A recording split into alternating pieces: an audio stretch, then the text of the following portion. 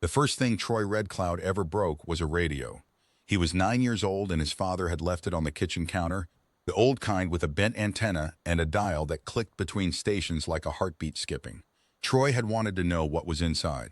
Not the music, not the voices. The thing underneath the voices, the carrier wave, the invisible thread that the sound traveled on, the ghost signal that the broadcast rode like a river current.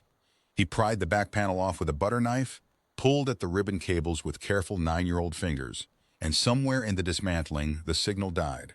His father had come home to silence, and a child sitting cross-legged on the linoleum with a gutted transistor radio spread before him like a dissected frog, every component carefully arranged in the order he'd removed it, as if the order would help him put it back together. His father hadn't hit him. He'd done something worse. He'd sat down on the floor beside Troy and looked at the parts for a long time without speaking. The kitchen was warm. The smell of whatever his mother was cooking from the back bedroom. Soup, he thought, or maybe it was the smell of the herb bundles she kept above the stove, drifted over both of them. His father's hand, large and work-ruined, rested on the linoleum between them, palm down, not touching Troy but close. Then he'd said quietly, "Some things only work when they're whole." He hadn't said it in Ojibwemoan. He'd said it in English, which meant he wanted Troy to carry it through the world beyond the family, beyond the reservation, beyond the language that not enough people spoke anymore. He'd said it the way you say the things you've waited your child's whole short life to say, and you find the moment in the wreckage of a radio on a kitchen floor, and you say it. Troy was 34 now, and he thought about that sentence more than he thought about almost anything. He stood in the bathroom of the apartment he shared with Lisa in the east side of Duluth and looked at his own face in the mirror for what felt like a very long time. The bruise under his left eye was turning from purple to yellow at the edges. It had not come from a fight. It had come from a wall.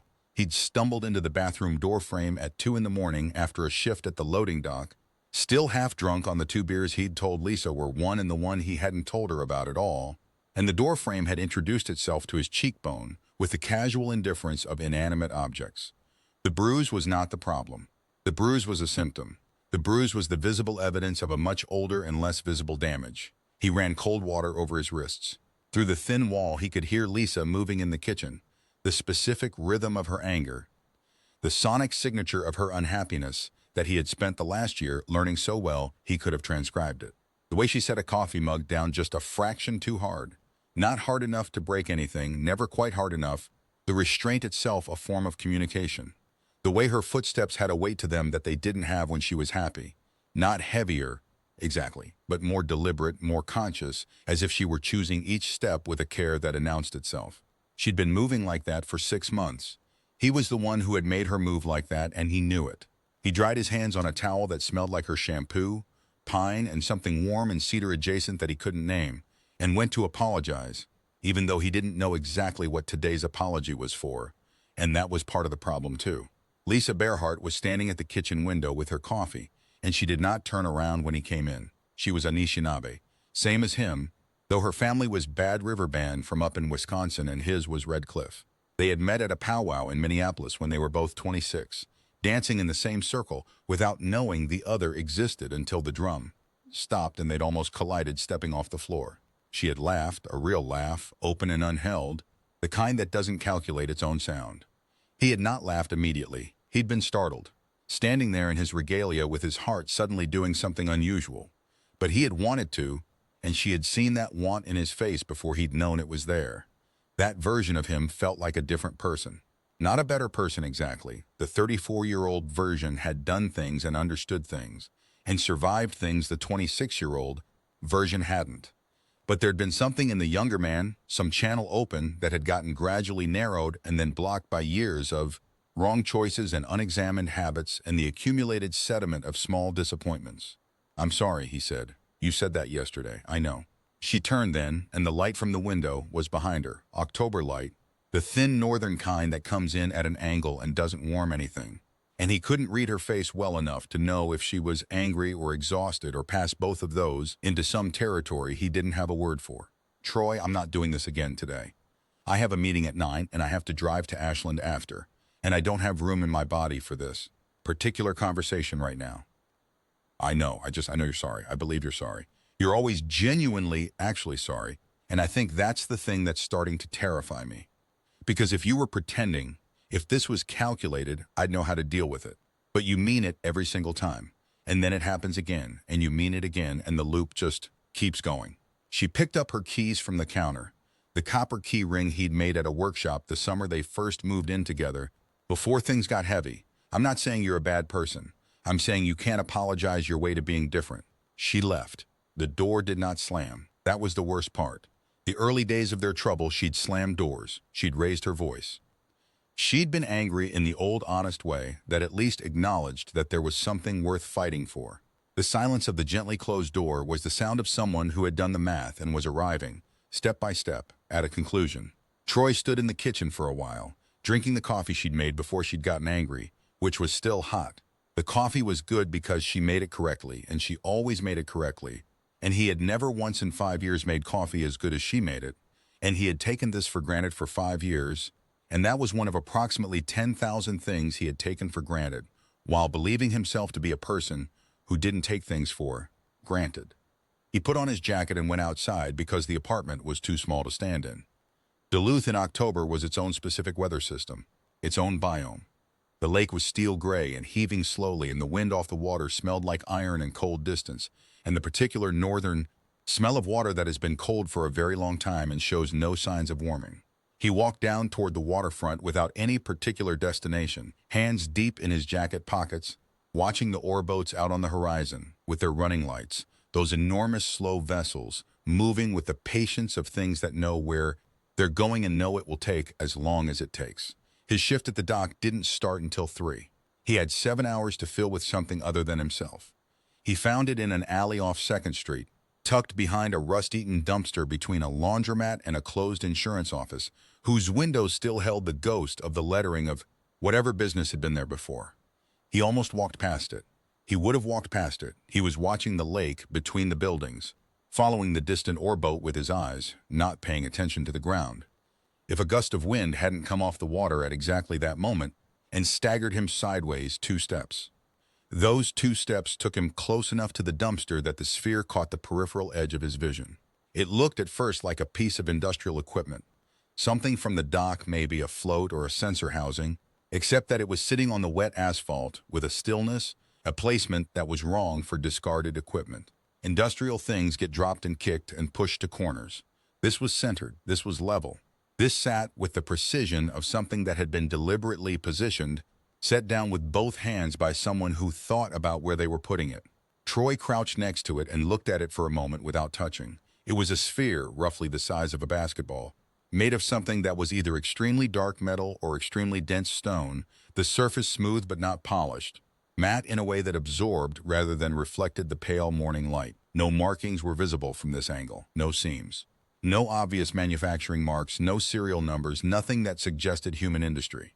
He walked around it, still not touching, and from the far side, at a specific angle where the light came across rather than straight down, he could see them. Patterns pressed into the surface of one hemisphere, not etched from outside, pressed from inside, the way a hand presses through a membrane, the way you can sometimes see the shape of fingers through a sheet. The patterns branched and recurved in a way that made his eyes want to follow the lines but couldn't find where they terminated, as if the geometry was operating by rules that the human visual system found interesting but couldn't resolve. He should have put it back. He picked it up. It was lighter than it should have been. Not light, it had real weight, the weight of something dense and substantial that settled into his hands and made his wrists adjust and his forearms take the load, but perhaps 60% of what an object this size and apparent density should have weighed. He turned it over in his hands. The patterns on the pattern hemisphere shifted with the light, appearing and disappearing as the angle changed, the branches and recursions resolving and dissolving. The smooth hemisphere was uniformly dark, unblemished, with a surface texture that was not quite metallic and not quite stone, but something in between those categories, something that didn't correspond precisely to any material he could name. He put it in his jacket pocket. It fit with an exactness that should have been impossible given its size. The pocket wasn't large enough, by the usual logic of pockets and spherical objects. But the sphere settled into it as if the pocket had been designed around it, and Troy walked away from the alley without thinking too hard about that, because he had learned a long time ago that some problems dissolve if you don't make direct eye contact with them. He went home. He set the sphere on the kitchen counter where Lisa's coffee mug had been and he looked at it for a long time. The kitchen light was different from the alley, warmer, enclosed, and the patterns on the sphere's surface responded differently to it. From the left, they looked like circuitry, the dense routing diagrams of something complex and functional. From the right, they looked like something else entirely. A notation system, maybe, for something that didn't use numbers or letters, a language of shapes and angles that he kept almost grasping, and then losing in the way that dreams dissolve at the moment of waking. From directly above, they looked like a map.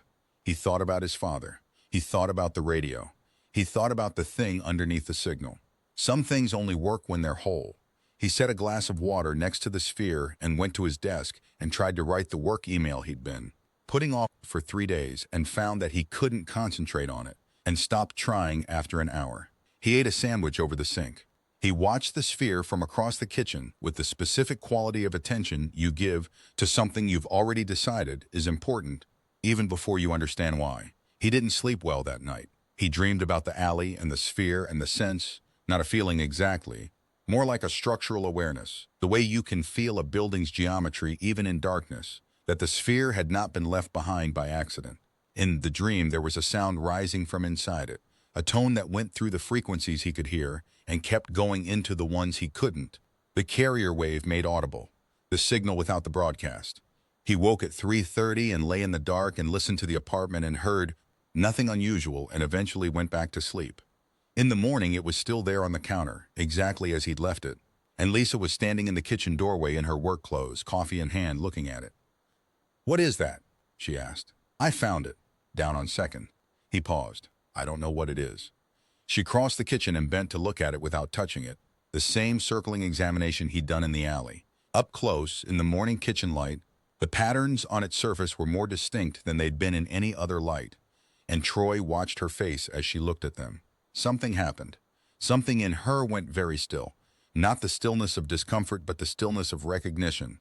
The moment when something that has been at the edge of your peripheral awareness for a long time suddenly comes into focus. She looked at the patterns the way you look at someone you've seen before in a context you can't immediately place. "Troy," she said. Her voice was different, careful. "Where exactly on second?" "Behind the dumpster by the old insurance place. Between that and the laundromat." She said nothing for a moment. "This isn't from here." He thought she meant from Duluth. Someone passing through, foreign equipment, something off a ship. But that wasn't what she meant, and looking at her face, he understood that. "You recognize it," he said. "I don't recognize it." She straightened up. "I recognize that it doesn't belong in a category I know." She reached out and touched it. The kitchen light went out. Not the power. The refrigerator kept its hum, the microwave's endless blinking clock blinked on. Nothing else in the apartment changed. Just the overhead light, dead, and in the sudden dimness the sphere on the counter was lit from within. Blue-white, the specific color of bioluminescence, of things that generate their own light in the depths where other light doesn't reach. The light pulsed once, slow and deliberate, one long pulse, like a single heartbeat in a creature with a very slow and very large heart. Then twice. Then it stopped, and the kitchen light came back on as if nothing had interrupted it. Lisa pulled her hand away from the sphere. She and Troy looked at each other across the counter in the ordinary morning light. "I should take it back," he said. "Yes," she said. He didn't take it back. That night, alone in the apartment, Lisa was working late, genuinely this time, he thought, though he'd stopped asking because the asking had become its own kind of damage. He sat at the kitchen table with the sphere in front of him and tried to understand it. He worked the way he'd always worked, methodically, outside in. The way he'd learned from taking apart every mechanical thing that had passed through his childhood hands. He started with observations. Surface temperature, constant. It didn't warm to body heat when he held it, didn't cool when he set it down. It was room temperature and stayed room temperature, regardless of how long he handled it. The patterns were not symmetric in any axis he could identify, but they were not random. There was a logic to the branching that he kept almost capturing and then losing. The way you can follow the logic of a piece of music through several bars and then lose the thread, not because the logic has ended, but because your ability to hold it exceeds its natural limit. He mapped the positions where the faint glow appeared when he turned it in the lamp's light, marking them with small pieces of tape until he had a dotted trail across the pattern hemisphere. At 11:47, the sphere made a sound, not loud, not mechanical. A tone, single, sustained, with a roundness to it that acoustic instruments produce and synthetic ones approximate but don't quite achieve. coming from no specific direction but seeming to emanate from everywhere in the small kitchen simultaneously, the way tinnitus fills the whole auditory field. It lasted 4 seconds, exactly, he counted, and then stopped without trailing off, cut off cleanly, the end of the sound as precise as the beginning. Troy sat without moving for a full minute after it stopped. His hands were trembling very slightly, the way hands tremble after a sustained grip, and he noticed this with a removed clinical interest, as if he were observing someone else's physiological response to a stimulus. He was afraid, he assessed, and he was more interested than he was afraid. And that combination felt familiar in the way that getting himself into trouble had always felt familiar. From the radio onward, he picked up his phone and called his uncle. Not his uncle, his great-uncle actually, his father's mother's brother, a man named Wallace, who was 72 and lived alone in a cabin outside of Bayfield, and had never owned a computer and kept his phone charged, exactly enough to receive calls and not enough to make unnecessary ones. Troy called him because Wallace was the only person he knew who, presented with the account of a glowing sphere making 4-second tones in a Duluth kitchen, would not immediately suggest calling the police or a doctor or a mental health professional. Wallace answered on the third ring, which meant he was awake, which meant he already knew something. "I found something," Troy said. Silence. "Then what kind of something?" "I don't know. That's why I'm calling you and not someone else." A longer pause. Troy could hear the cabin breathing in the background. The wood, the cold, the specific acoustics of a small enclosed space that has been inhabited by the same person for decades.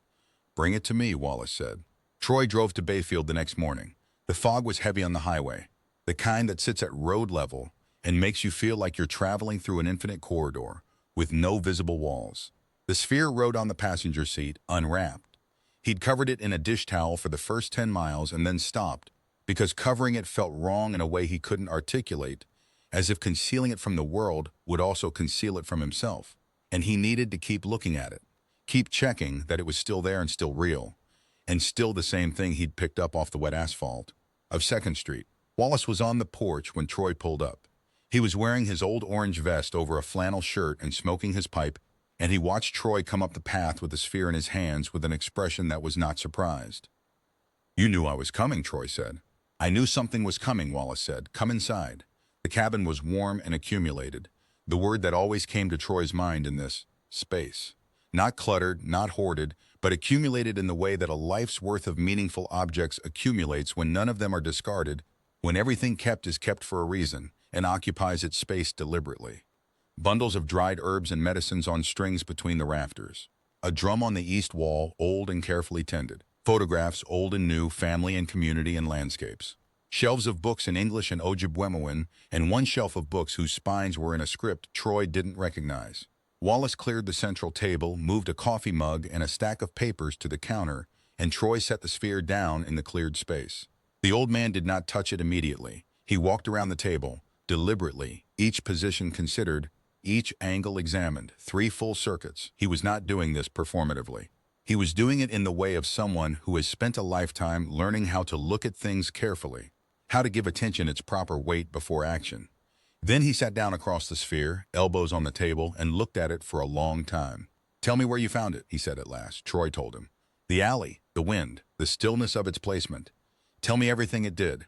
Troy told him about the lights, the glow when Lisa had touched it, the tone in the night, the patterns.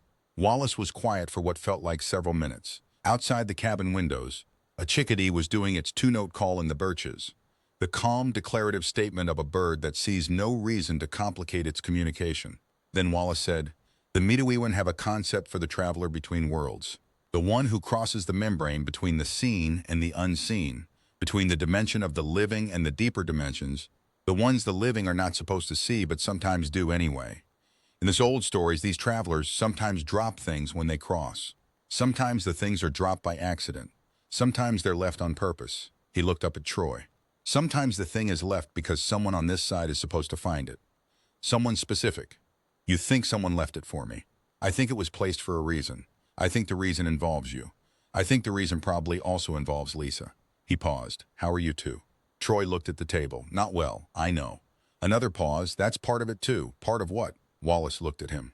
The old man's eyes were dark and very direct and did not perform certainty. They carried it. "This object is not from this dimension, nephew. That's what I'm telling you. I don't know the full nature of what it is, but I know the category it belongs to, and it's a category that doesn't show up in Duluth alleys by accident. Troy absorbed this. He'd known it on some level, since the alley, since the sphere fit impossibly in his pocket, since the kitchen light extinguished itself and the glow appeared. He'd known it and been careful not to think directly at the knowledge, keeping it in peripheral vision the way you sometimes have to approach a frightened animal, but now he thought at it directly. Not from here, not from this world, left for him. Should I be afraid of it, he asked. You should have left it where it was, Wallace said. The fact that you didn't, and the fact that you couldn't, and the fact that it probably knew that and relied on that, tells me that it chose correctly. That's not reassuring. It wasn't meant to be. The things that matter are rarely reassuring at the beginning. Troy slept on Wallace's couch that night, under a wool blanket that smelled like cedar. In the morning, before breakfast, Wallace performed a ceremony, small and private. Not a formal Midwewin ceremony, but something personal. A protocol he'd developed in his decades of attending to the edges of the visible world. Cedar smoke moving in the 4 directions around the sphere. A song in Ojibwemowin that Troy half recognized, the melody familiar from childhood without the full words retrieving themselves. 4 small stones placed at compass points around the sphere, arranged with a precision that suggested specific intent rather than symbolic gesture. The sphere did nothing during any of this. It sat on the table and absorbed the smoke and absorbed the song, and looked exactly like a piece of dark rock that someone had shaped improbably into a perfect sphere. It's listening, Wallace said when the ceremony was finished. To what? The old man looked at him. To whether you're ready. The drive back to Duluth was through clearing fog, the lake appearing and disappearing in sections through gaps in the gray. Troy thought about readiness. He thought about what it meant to be ready for something that you couldn't prepare for in any conventional sense. He thought about the sphere on his passenger seat, listening. He thought about what it was listening for. He thought about Lisa. She was home when he got back, which surprised him. She'd said nothing about being home that afternoon, and she was sitting at the kitchen table when he came in, which she never did when he wasn't there.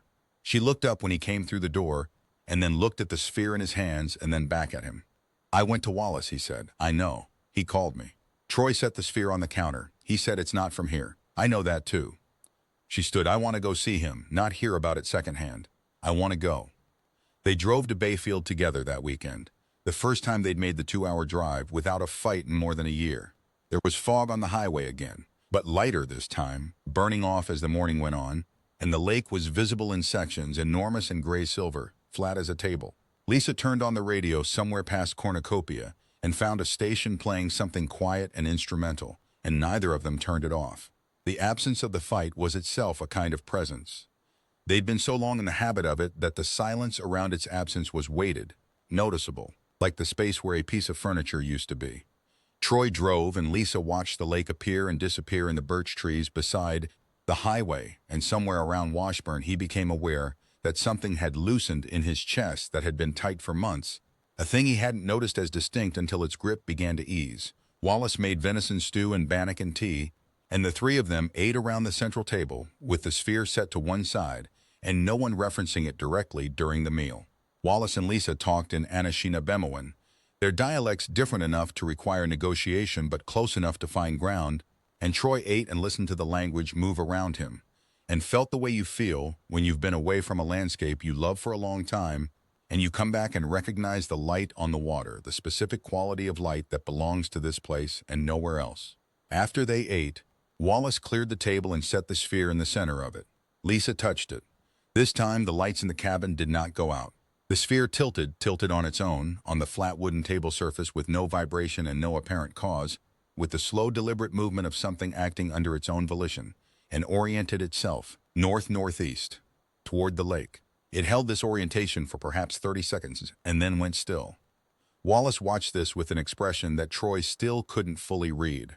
It recognized her, the old man said. What does recognizing her mean? Troy asked. It means she has something it needs, or she is something it can use. The old man paused and looked from the sphere to Lisa and back.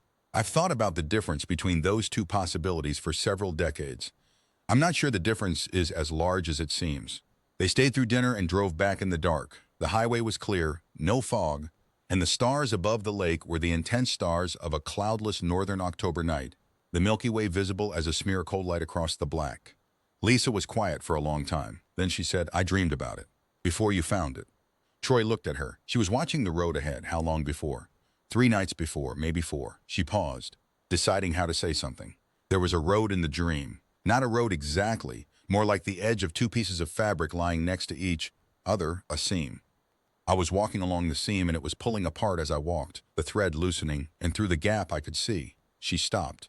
The car was quiet for a moment. I don't have words for what I could see. It was like looking at the space between colors, not black, not the absence of color. Something else that occupied the same position that darkness usually occupies, but it was something else entirely. Something very old. Old like ancient, like geological, old like before geological. Old like the thing that geological is named after. She looked at her hands in her lap. Why didn't I tell you? Because it was a dream and we've been. She stopped again.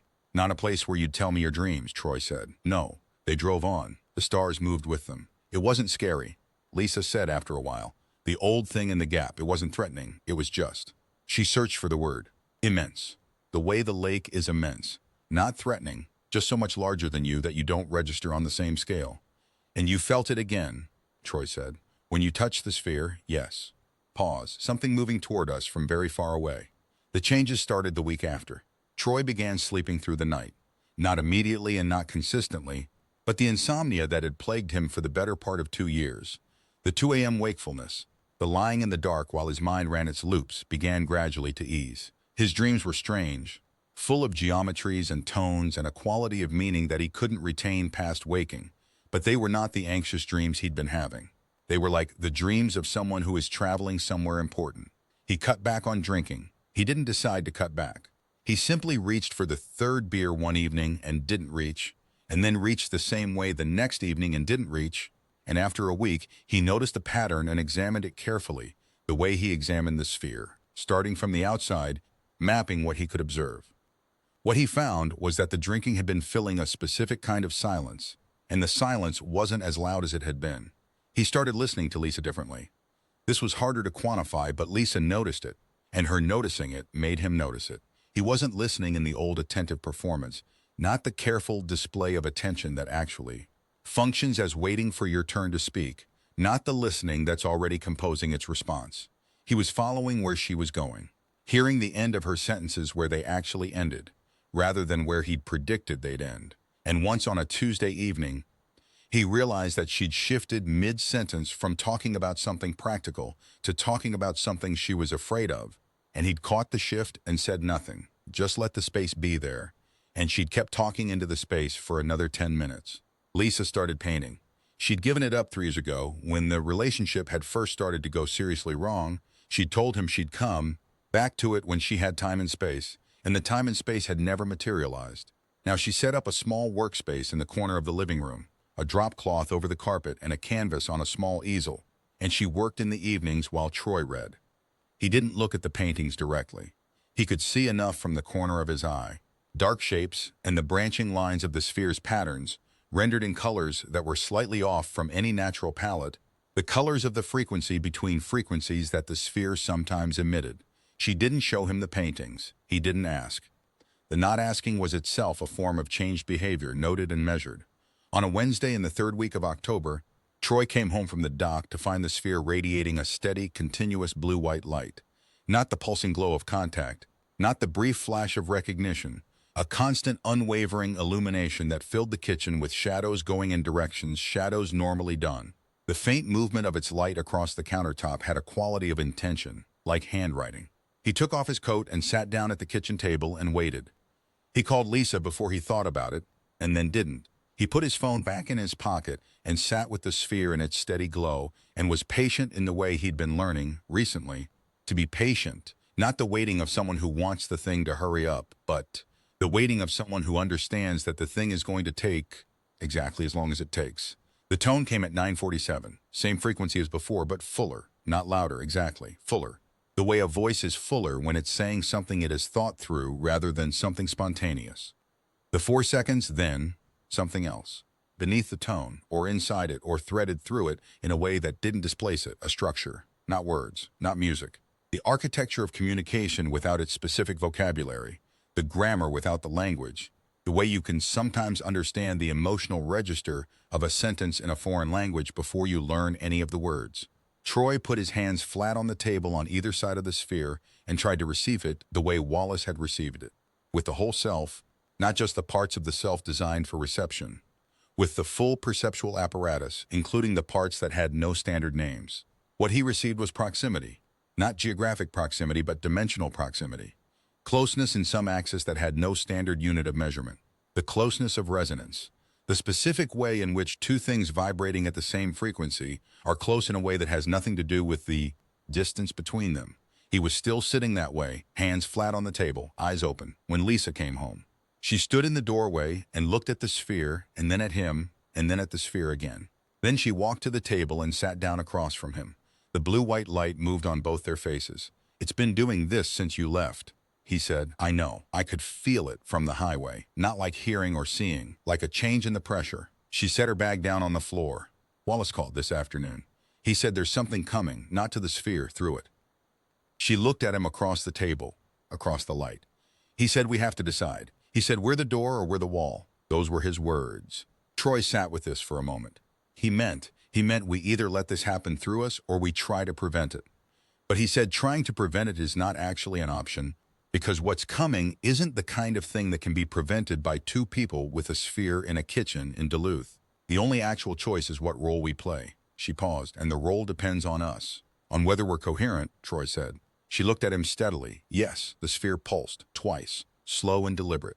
Then something happened that neither of them would be able to describe precisely afterward, though they would try, many times, in the years after this night. The light from the sphere intensified to a point that required them both to look away, and in the moment of looking away, the air in the kitchen changed its quality. Not its temperature, not its composition. Its quality, the specific texture of being a substance that could be breathed and touched and moved through. That quality shifted, subtly but completely, into something that was almost air and was not quite, something that seemed to operate by slightly different rules, as if the physical laws governing the volume of space in this one kitchen had been briefly renegotiated by parties who hadn't consulted the occupants. And then there was a sound that did not come from the sphere.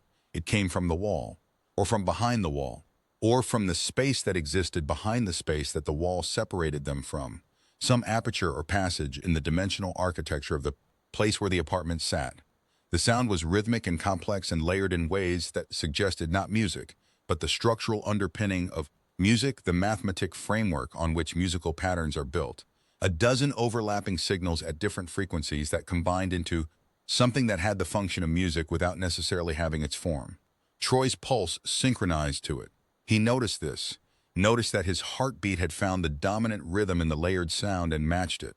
Without his will and without his awareness, as if his body had been waiting for an external rhythm to lock onto. He looked at Lisa, and she had her hand pressed to her chest with an expression he had never seen on her face. An expression that occupied the territory between wonder and something ancient and animal that had no modern name.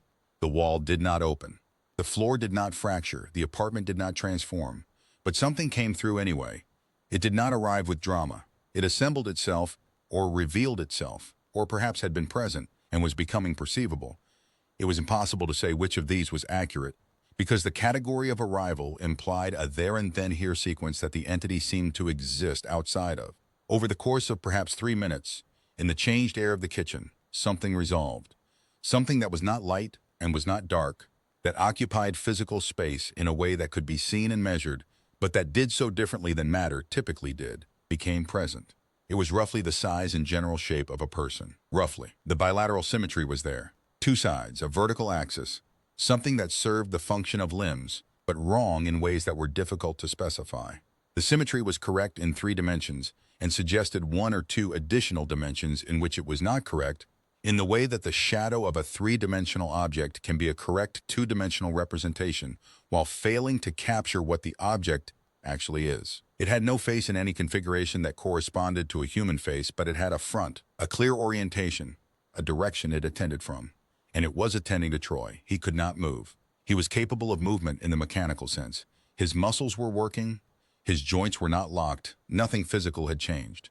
But moving required a form of will that was temporarily unavailable, because the entirety of his available will was occupied with the task of comprehending what he was looking at. He thought very clearly in that moment. This is what overwhelm actually means, not the colloquial sense, the literal sense. being overwhelmed, the whelm of normal experience going underwater. He thought of Wallace's word, Ajijak, the crane, the traveler between worlds. The entity's attention shifted to Lisa. Troy watched the thing happen between them, the exchange, the contact, the construction of a grammar of communication from raw material that was not human language and was not alien language, but was the pre-linguistic substrate that all language rests on, the resonance between minds that makes meaning possible before any specific meaning is established. He was close enough to feel it the way you feel the warmth of a fire before you can see the fire. He could perceive its edges but not its interior. It lasted 11 minutes, he counted. When it ended, the entity was gone, simply absent, with the clean finality of a presence that is left rather than vanished. The changed air returned to being ordinary air. The layered sounds faded. The sphere sat dark on the table. Lisa sat without speaking for a long time. Troy waited. "Tell me," he said finally. She looked at him with the expression of someone who has just come back from a very long way. "It's a scout," she said. Or the nearest human word is scout. It came ahead of something. What's behind it? Something that isn't alive. Something that processes its way through dimensions the way a chemical process moves through a substrate, converting what it passes through, reorganizing it, making it into something that can sustain the process's continuation. She paused, searching. Not malicious. Not an enemy in any way that implies intentionality. Just a process. Like a wildfire is a process. Like erosion is a process. Troy thought about this. A conversion process. Yes, and the scout, it ran ahead of the process. Yes. And it came here because here is. She stopped, then continued more slowly. There are points in the dimensional structure where the membranes between versions of reality are thin. Convergence points, where multiple versions of the same location align closely enough that something from one version can transit to another. This apartment is one of those points. This kitchen. This specific configuration of the people in this space. We're a dimensional convergence point. We are. Or we represent one. The distinction matters in a way I don't fully understand yet. She paused again. The conversion process is coming here. It will arrive regardless of what we do. But here, at this specific convergence, there's a possibility that doesn't exist anywhere else along its current path. The right resonance pattern, generated by the right minds in the right configuration, creates an interference effect. The process can't propagate through the pattern. It reroutes. Troy was quiet for a moment. "The door or the wall," he said. "If we're coherent," Lisa said, "we're the interference pattern. We're the thing that redirects it. Not stops it, it doesn't stop. It goes through the uninhabited passages between occupied dimensions instead of through here." She met his eyes. "If we're not coherent, we're just two people in a kitchen. The process routes through us and continues. And what does that mean for us?" She looked at the dark sphere. "We still exist. We're just different. The way wood is different after fire processes it. Still present. But wood that can no longer sustain a forest." The silence in the kitchen was the loudest silence Troy had heard in years. "Coherent," he said at last. "Yes, together. Actually together. Not performing it." "Not performing it," she agreed. "The process reads resonance, not display. It can't be deceived. The only interference pattern that works is a real one." Troy looked at his hands on the table. He thought about the sphere and what it had been listening for, and whether he was now beginning to understand what it had heard. He thought about his father on the linoleum floor, choosing to sit down in the wreckage rather than stand above it. He thought about all the choices he'd made that had led to 6 months of heavy footsteps and doors that no longer slammed. "I have to tell you something," he said. "I know." He looked up. "I don't just mean sorry, I mean," he stopped. "I've been treating us the way I treated that radio, trying to find the signal by taking apart the receiver, pulling out the components to see how they work. And every time I pull out a component, the signal gets weaker, and I keep thinking it's the component's fault, or that if I pull out one more component, the signal will suddenly be clear." He paused. "I made us into something that didn't transmit anymore. I did that. Not alone, maybe, but I did most of it." Lisa was very still. The kitchen was very still around her. "I was afraid," she said finally, "of the same thing from the other direction.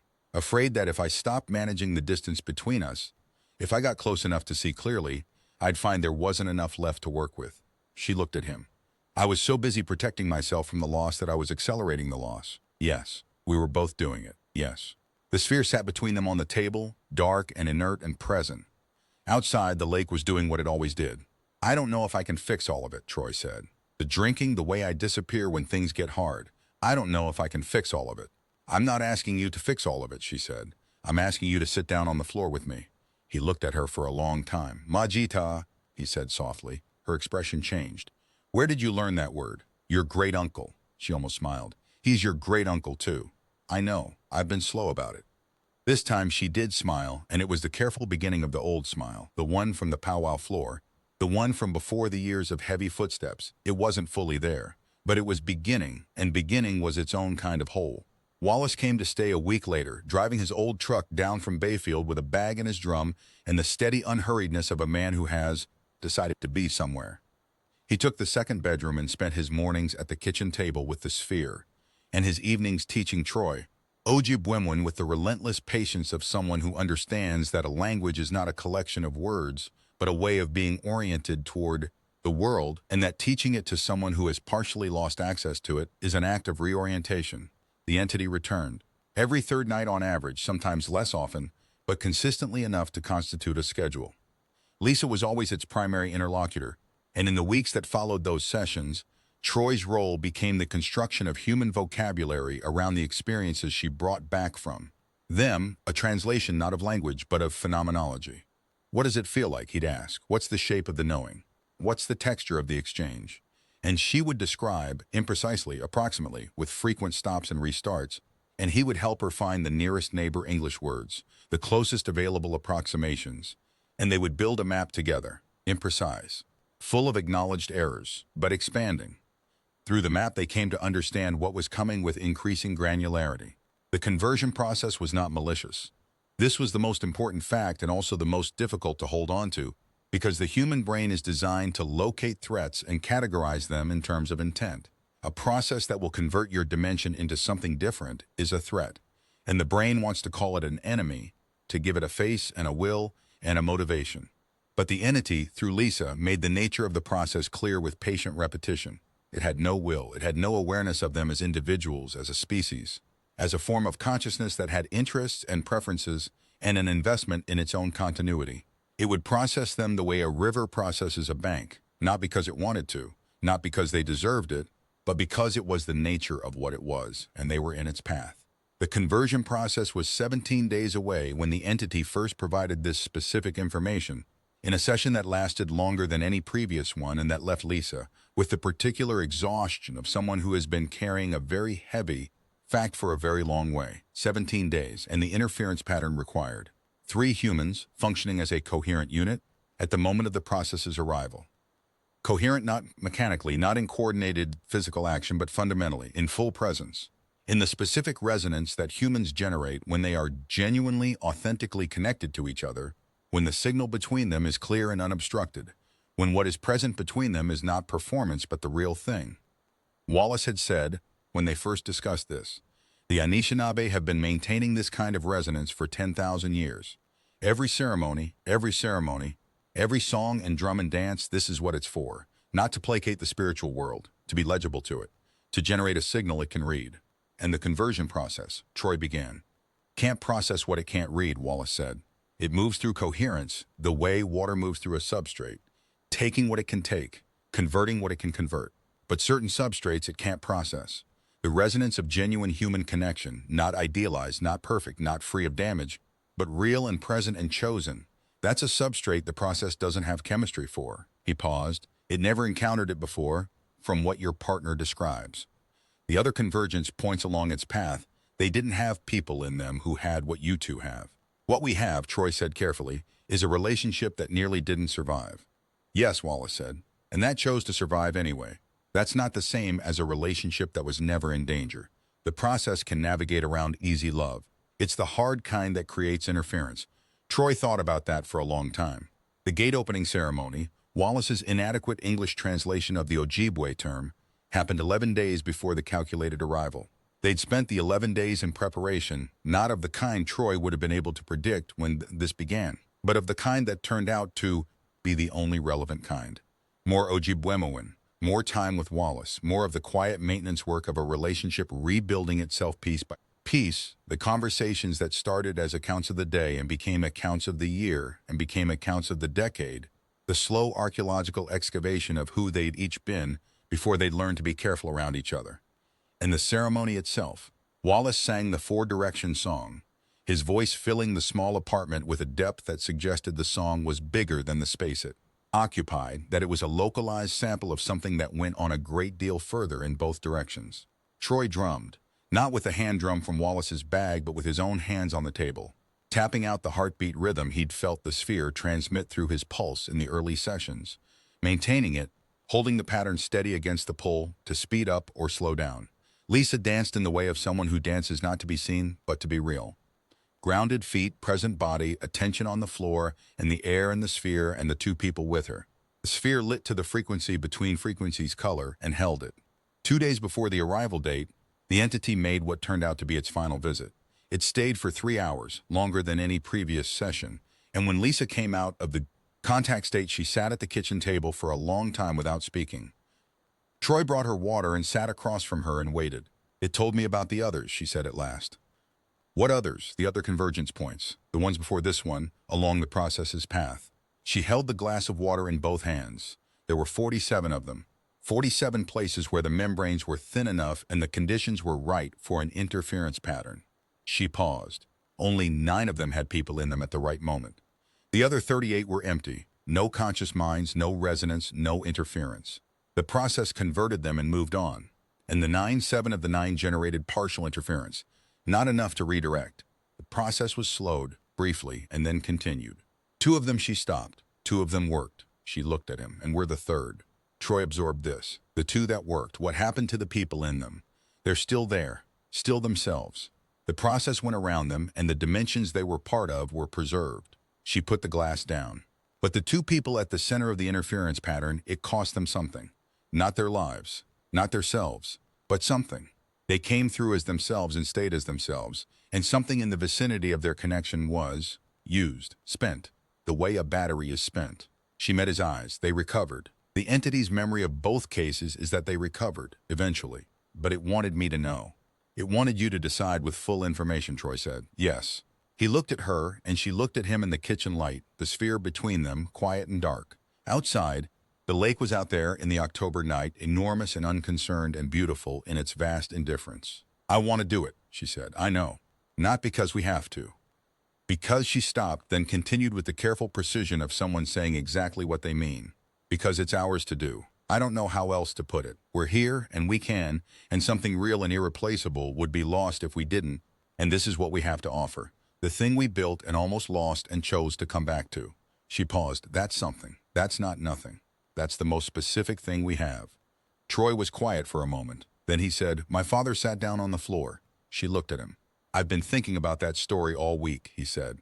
"Not the part about the radio, the part about what he chose to do afterward. He could have stood over me. He could have gotten angry or given a speech or sent me to my room. He chose the floor. The same level. The same wreckage." He paused. "I think that's what we're being asked to do. Be on the same level, in the same wreckage, not fixed. Not past the hard parts. Just present, together, in whatever state we're actually in." Lisa reached across the table and put her hand over his. It was the first time she'd touched him like that in months. Not a comfort touch, not a functional touch, but the specific touch of someone choosing contact. He felt it in his chest, the frequency of it, something that had no name in any language but that Wallace had been teaching him to locate. "Ready to begin," she said. "Ready to begin," he agreed. The night before the arrival, Troy could not sleep. He lay in the dark and listened to Lisa's breathing even out into sleep, and he lay there in the quiet apartment with October pressing cold against the windows, and the lake out there in the dark doing what lakes do, those patient, ancient processes, and he thought about everything that had led to this kitchen.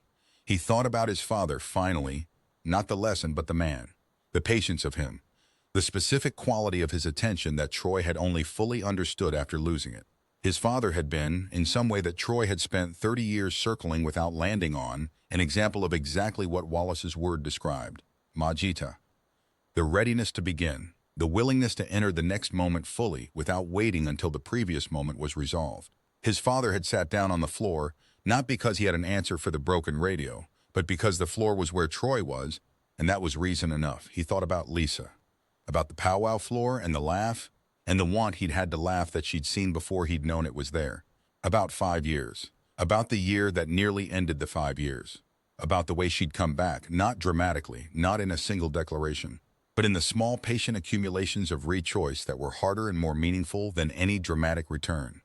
About the sphere, and what it had heard in them and what it had been waiting for. He thought, I don't deserve this particular story, not the crisis, not the chance for redemption through it.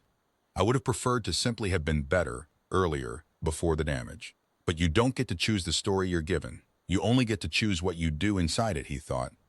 She chose to come back. She chose to sit down on the floor. Whatever happens tomorrow, that's real. That's already ours. Nothing that comes through any wall can take that. He fell asleep. The arrival came at 3:42 in the morning. Neither alarm nor sound nor sensation woke them. They simply both became awake. Simultaneously, in the way that people who share a space and a history sometimes wake simultaneously when the space changes. They sat up in the dark of the bedroom and looked at each other. Now, Lisa said. Wallace was already in the kitchen doorway when they got there. He was dressed, had been dressed, and his expression was the face of someone standing at the end of a long walk who can see the destination ahead. It's here, he said. He said it without drama as a simple statement of location. The sphere was lit and spinning on the counter. The patterns on its surface were in motion, the branching lines flowing and reforming in a continuous evolution that looked less like display and more like function, the visible activity of something actively processing. The light it emitted was the frequency between frequencies color.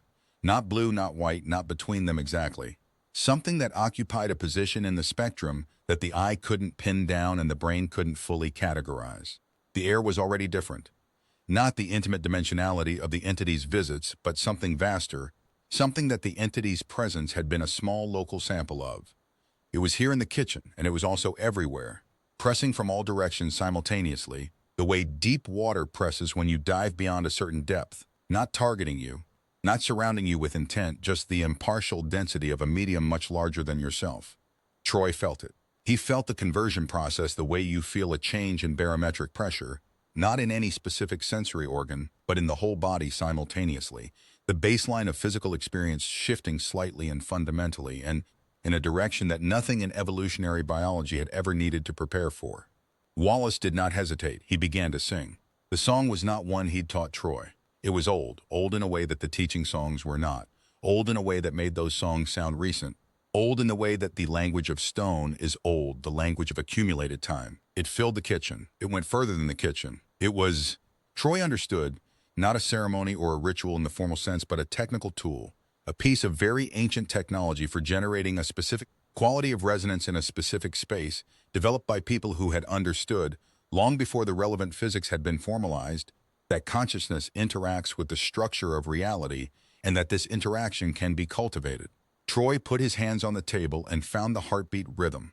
Not the drum, flat on the wood, tapping the rhythm he'd felt in his own pulse since the first night he'd sat with the sphere, holding it steady, maintaining it against the pressing weight of the conversion process, which had no rhythm and no resonance, which was simply a process moving in one direction at one speed, unable to be argued with and unable to be appealed to.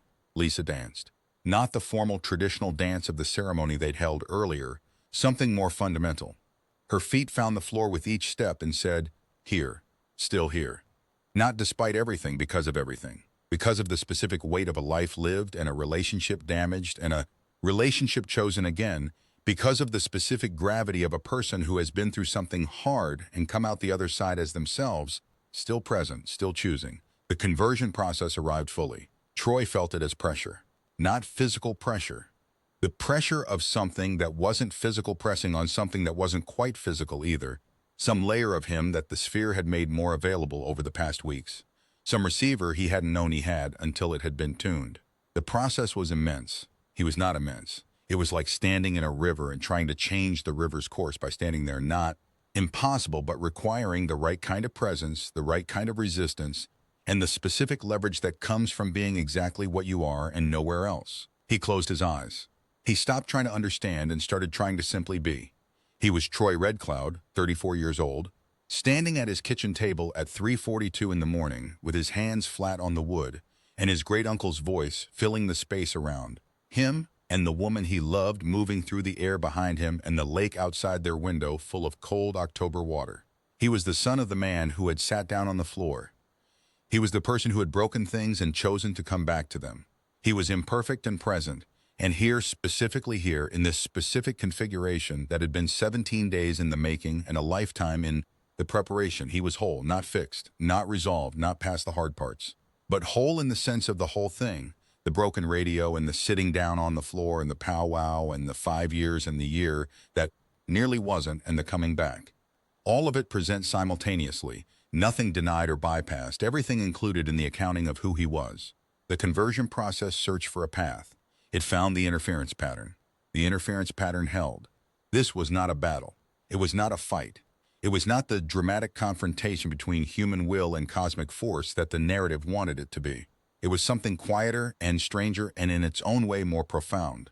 A process encountering a substrate it couldn't process, pressing against it, testing its boundaries, finding no purchase. The resonance pattern that two people generated by being genuinely actually present with each other, being coherent in the full and literal sense of the word, that resonance was not a thing the conversion process had ever encountered before, because the conditions for it were rare, because it required specifically the kind of love that had been almost lost and was being rebuilt, because that specific kind, the hard-won kind, the chosen-again kind, generated an interference frequency the process simply had no chemistry for. Wallace sang louder, not in desperation, in precision. The sphere spun faster and its light intensified, and the patterns on its surface moved in a way that looked, in that moment, to Troy's perception like writing, like the inscription of something permanent in the substance of the space, a record in the dimensional structure of this convergence point, that something had stood here and held. He thought of his father's voice. He thought of the word whole. He thought of Lisa's feet on the kitchen floor, finding it again and again, saying here. The conversion process found no path through the interference pattern.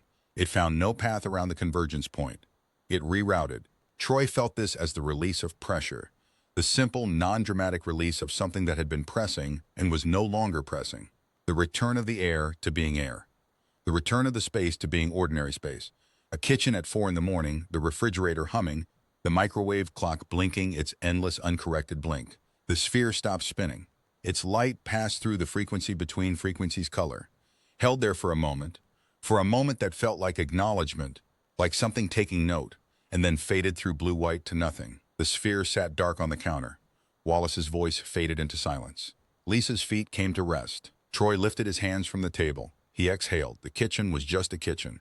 Duluth morning was beginning at the window, the specific quality of pre-dawn light in northern October. Gray and cold and clean, honest light. Light that shows you things as they are, rather than how you want them to be. The lake was out there. The oar boats were out there. The city was asleep and would not know anything had happened in this kitchen. And that was right and proper and exactly how it should be. Wallace sat down at the table.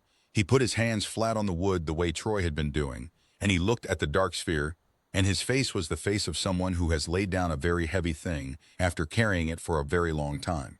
He looked 10 years older and completely at peace. Is it done? Troy asked. For this point, for this place, Wallace said. The process will go through the uninhabited passages, the empty spaces between occupied versions of reality. Nothing lives there. Nothing will be lost. He paused. This version of this dimension and all the people in it will continue to be what they are. And elsewhere? Other convergence points? There are other ones ahead of the process's rerouted path. Whether there are people there, whether those people have what's needed. The old man paused. I can't tell you. I hope there are. I hope they do. He looked up. We've done what we can do. From here. Lisa was sitting on the kitchen floor. Not collapsed, seated deliberately, cross-legged, her back against the cabinet door, looking at the sphere on the counter above her. Troy went and sat down on the floor beside her, his back against the cabinet next to hers, their shoulders touching, looking at the same sphere. They sat that way for a while. What did it cost? He asked quietly. I don't know yet, she said. It felt like something was used. She paused. But I'm still here. I'm all here, I think. Yes, he said, I know. She leaned her head against his shoulder. Outside, the pre-dawn gray was brightening towards something that would become morning. The lake was out there, enormous and eternal and going about its ancient business. And they were in here on the kitchen floor, and both of these things were real. We should sleep, she said. Yes. Neither of them moved. Wallace got up at some point and made tea and set a cup in front of each of them on the floor and went to bed. The tea steamed in the kitchen air. Through the window, the light was changing very slowly, in the way that northern October light changes, not like the dramatic sunrise of postcards, but like something becoming visible that was always there, the landscape resolving out of the dark the way the sphere had glowed, gradual, patient, unhurried. Troy picked up his tea. Lisa picked up hers. They drank their tea on the kitchen floor in the early morning and didn't speak for a long time. I want to drive Wallace home, Troy said eventually. Take the sphere back, both of you come. Yes, she said, and after is after, she said. We'll do after when we get to it. He smiled. It felt like the right kind of smile. Not the smile of someone who has arrived somewhere safe and is relieved, but the smile of someone standing at the beginning of a thing with full awareness of what it will require. The Majita smile. Ready to begin, he said. Ready to begin, she said. They drove to Bayfield that morning, all three of them, the sphere in Wallace's lap wrapped in a red cloth, the highway clear and the lake visible in long stretches through the birches on the left. Wallace told stories. Not the pedagogical stories he'd been telling Troy, but the old stories. The ones with the animals and the water and the instructions that don't announce themselves as instructions. The ones you have to listen to twice to hear what they're actually saying. Troy listened. Lisa listened. The miles passed. At the shore, the small beach of flat gray stones, not the tourist section, the place you had to walk 20 minutes through bare birch and maple to reach. Wallace placed the sphere at the waterline with the same care with which Troy had found it placed in the alley. Both hands, full attention. The deliberate placement of someone who understands the weight of the thing they're setting down. He sang 4 phrases. 1 minute. Then stepped back. The sphere sat at the waterline. A wave came in, small, the same size as all the small waves, and when it pulled back, the sphere was gone. Will it come back? Troy asked. When it needs to, Wallace said. They stood at the shoreline for a while without speaking. The lake was gray and enormous, and its surface moved in the slow heaving rhythm that it maintained regardless of what happened on or near or because of it.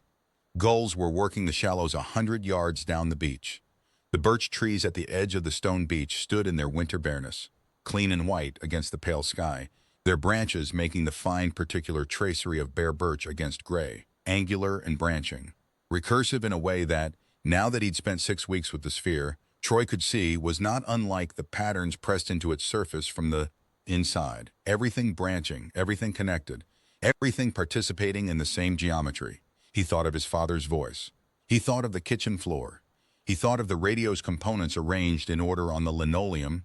The careful record of a dismantling that had believed understanding was found in separation and had learned, from the man who sat down on the floor, that it was found somewhere else. He thought, I will not take apart the things I love. I will sit with them. I will be on the floor with them when they are broken, and I will let them sit with me when I am broken. And I will call that whole, and it will be whole, because that's what whole means. Lisa came and stood next to him. Her arm found his without discussion. They walked back through the birch and maple, the 3 of them, the old man ahead and the 2 of them behind with their arms linked. The cold air was clean and sharp and smelled like the lake and the earth and the season's end, the smell of things that know how to complete themselves and begin again. Troy's breath came out in small clouds. Lisa's did too. Hey, she said, after a while. Yeah, the painting I've been doing. She paused. I want to show you. He looked at her. Her face was forward on the path, watching where she was going, but something in the line of it was open in the way it was at the powwow, the way it was in the car with the radio playing before everything got heavy. Yeah, he said. I want to see it. The truck was at the end of the path. The heater came on and the windows began to fog, and Wallace told one more story, short one, about a crane who flew between 2 worlds and got very tired and landed on the shore of a lake and slept and dreamed about flying, and in the dream it couldn't tell the difference between flying and sleeping, and it decided that was fine. And the crane in the story was laughing at the end, though Wallace didn't explain what the crane was laughing at, and that was exactly right. Troy started the truck. The highway unrolled ahead of them, going south along the lake, going home, going toward the particular morning that waited in a particular kitchen in a particular apartment, where 2 people had done a hard thing and were still standing, where they had, in the only way that actually matters, in the only way that the process behind the universe could neither mimic nor navigate nor convert into something lesser, chosen to be whole. The fog that had been threatening all morning stayed away. The sky above the lake was the pale clear gray of very early winter, clean and honest and full of cold light. And the lake under it was the same color as the sky, and it was impossible to say exactly where one ended and the other began. Some things only work when they're whole, and some things, broken, scarred, rebuilt piece by piece in the knowledge of what was nearly lost, are whole in a way that simple, undamaged things are not, are whole in the way that matters, are whole in the way that the space between the sky and the lake is whole, that quiet conversation between 2 enormous things that have no need to announce themselves, that simply are what they are, and persist and endure, and hold the frequency of the world between them like a living signal no process in any dimension has ever figured out how to silence. The truck went south, the lake went on. The days that followed the drive home were quiet in a way that was new. Not the quiet of avoidance, the old quiet, the managed distance, the silence between two people who have run out of safe topics and are filling the space with careful choreography. This was a different quality. The quiet of two people who have said the important things and are now resting in the aftermath of having said them, the way a room is quiet after a conversation that needed to happen finally does. Troy went back to the dock on Monday. His supervisor, a big man named Renfrew who had been docking ore boats for 20 years and had the forearms to show for it, looked at him on the way through the gate and said nothing. But he looked in the way that people who know you look when they notice something has changed, when the specific frequency of you is different from what they're used to. Troy nodded and went to work and worked well, the way he'd worked in the early years before the drift began, the way work feels when you're doing it with full presence instead of partial presence. On his break, he sat on the dock wall with a cup of coffee and looked at the lake and thought about the ore boats. The slow, enormous vessels with their patience. He'd worked the loading dock for 4 years and never once thought much about where the boats were going.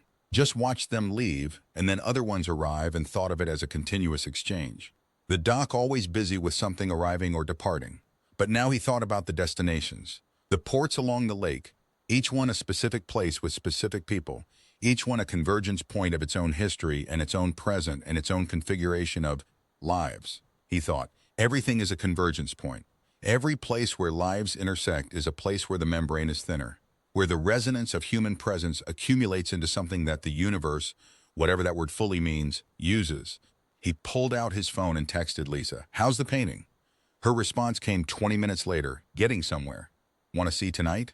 He texted back, "Yes." That was the whole conversation, and it was enough. She showed him the paintings that evening. 3 canvases, stacked against the living room wall, and she brought them out one at a time and set them against the couch and stood to one side while he looked. The first was dark. Deep blue-black ground with the branching patterns from the sphere rendered in lighter paint, the lines precise and complex and branching in the same geometry he'd spent weeks half understanding. But in the lower third of the canvas, the patterns gave way to something else. The flat stones of a shoreline rendered in gray, and above them a horizon that was both the lake and something that was beyond the lake, the seam between dimensions that Lisa had described from her dream. The second painting was warmer. Orange and ochre ground, the patterns from the sphere present but secondary, and in the foreground 2 figures from behind, small relative to the canvas, standing at the edge of something large, their posture neither afraid nor triumphant but present, simply present, occupying the space they occupied. The third painting was the sphere itself, but not as an object, as a process, as the light it had emitted rendered in paint, the frequency between frequencies color somehow achieved in pigment, and from the center of the light a single crane in flight. Agiac, wings fully extended, the specific geometry of a crane's wings in full extension, heading toward the upper right corner of the canvas and disappearing off the edge before arriving anywhere. Troy looked at all 3 for a long time. "These are remarkable," he said. "I don't know if they're good," she said. "That's a different question." He turned from the paintings and looked at her. "They're remarkable, whatever else they are." She almost laughed. "Okay, the crane," he said. "Yes, still traveling, always traveling. That's the thing about travelers, the destination isn't where they stop. The destination is where they were needed." She paused. "They stopped somewhere else, somewhere nobody knows to look." Troy looked at the third painting, the sphere's light, the crane disappearing off the edge. He thought about the entity, the scout who had come from a dimension already further along the conversion path, who had come here with urgent and necessary information, who had trusted that the people in this specific kitchen, in this specific broken and rebuilding state, would be enough, who had come alone. "Do you think it's all right?" he asked. "The scout, wherever it went after." "I think it went where travelers go," Lisa said. "Somewhere between the versions, the quiet passages." She paused. "I think it's grateful." Wallace stayed 3 more days before driving back to Bayfield. On the last morning, he made breakfast.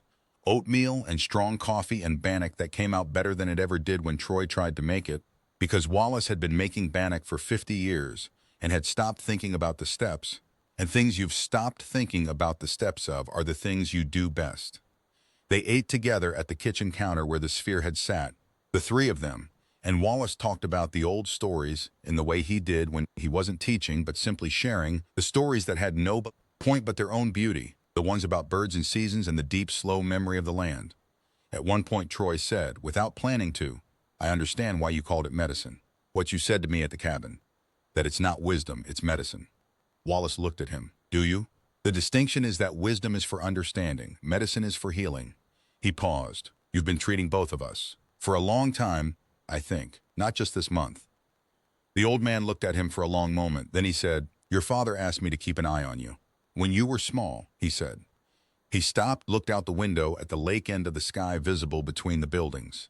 He said you were the kind of boy who would take everything apart to find out how it worked, and that when you grew up you'd need someone to remind you that some things only work when they're whole. Troy was very still for a moment. He told you that. He made me memorize it, exact words. Wallace smiled, the slow smile of someone who has been patient for a very long time and can finally afford to let the patience show. He was a good man. He knew you well. Troy nodded. The kitchen was warm and the coffee was hot, and outside the window Duluth was doing what it always did. Existing at the edge of its lake, occupying its particular point on the membrane between the water and the land, between the ore boats and the harbor, between the people in it and the enormous, cold, patient world surrounding them. He thought, I want to be the kind of father who sits down on the floor. He looked at Lisa across the kitchen. She was looking at him with the expression that she'd worn on the powwow floor, the want-to-law expression before she'd laughed, and then she did laugh, quiet, and he didn't know what she was laughing at, and he didn't need to. What? He said. Nothing, she said. Everything, she smiled. Majita. Wallace left after breakfast, his truck backing slowly down the street in the way of old trucks, driven by people who have been backing down narrow streets their whole lives, and have no anxiety about it whatsoever. Troy and Lisa stood on the sidewalk and watched him go. Then they went inside. The kitchen counter was empty where the sphere had been. Troy ran his hand over the surface. The ordinary kitchen counter laminate, cool and unremarkable, and felt nothing unusual. The sphere had not left a mark or a residue or any physical evidence of its weeks on this counter.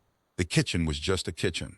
But the kitchen was also the place where a scout from another dimension had made contact with two Anishinaabe people who had been on the verge of losing each other, and where those two people, with the help of an old man's songs and a language older than English, and the specific and irreplaceable technology of human love that has been through difficulty and chosen to continue, where those two people had generated an interference pattern that had redirected an interdimensional conversion process and preserved this version of reality from a fate it would never know to be grateful for having avoided. The kitchen was both things, and being both things was exactly right. Ordinary space containing extraordinary event, that was, Troy thought, the definition of everywhere, once you understood how to look at it. He put the kettle on for more coffee. Lisa sat at the table and opened her laptop and began answering emails. Normal things. The things of the morning after, which are the same as the things of all mornings and carry more meaning for being so. Outside it was beginning to snow. The first snow of the season, early this year, light and tentative.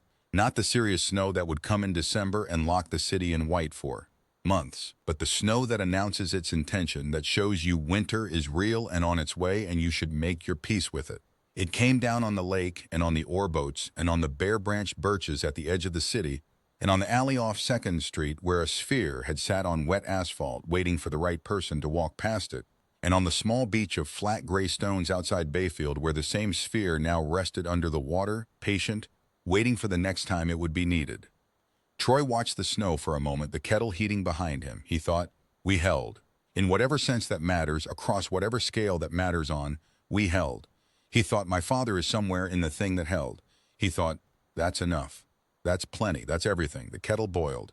He made coffee, not as well as Lisa made it, not ever as well as Lisa made it, and set a cup in front of her without being asked, because he knew how she took it, because 5 years of knowing a person is 5 years of accumulated specific knowledge, and that knowledge is not nothing. That knowledge is the signal, the thing under the thing, the carrier wave on which everything else travels. She looked up from her laptop, looked at the cup, looked at him. Thank you, she said. Simple, sufficient. The whole of it in 2 words, the way the whole of the drum is in 1 beat, when the beat is right. He sat down across from her with his own coffee and looked out the window at the snow coming down over the lake, and the lake receiving it, and the city holding its shape in the white, and somewhere out there on the water an ore boat moving slowly toward its destination with the inexorable patience of things that know where they're going. The snow fell. The lake held. They sat.